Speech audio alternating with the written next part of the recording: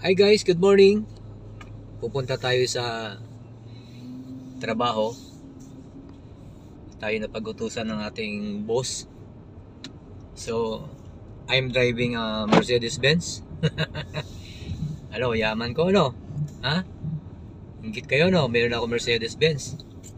Meron pa ako kuha ng kamera. Ang yaman ko na. Joke lang yun po. Ginawa naming service tong kotse ni Bossing kasi walang iba eh. Yung iba nandoon BMW, Rolls Royce.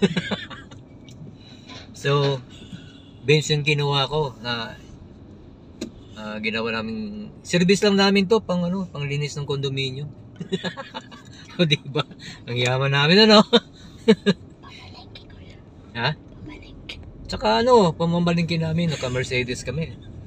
Pang grocery, ganyan. So, wala eh. Masyado akong mahal ng boss ko eh. Kaya pag kailangan nila ako, isang tawag lang nandiyan ako. Although retired na ako sa kanila for almost 20 years of service. Pasalamat ako hanggang ngayon.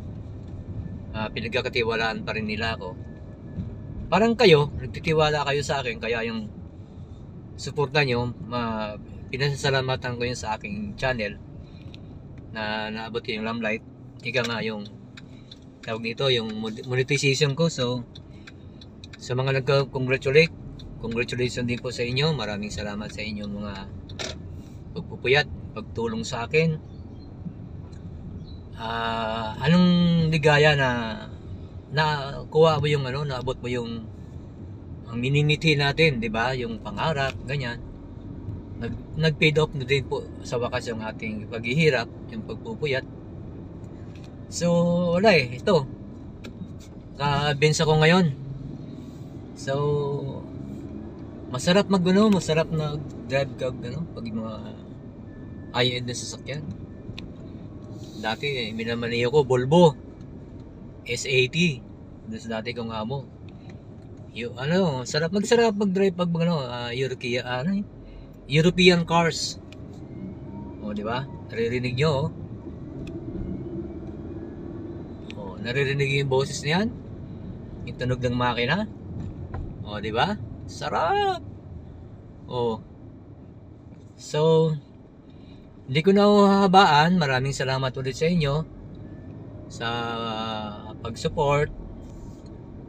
Ang tagumpay po natin tagumpay natin lahat. So, yun. Once again po, maraming salamat. Okay, bye-bye po. Sa ulitin. Yung post mo red. Yung red, ayan.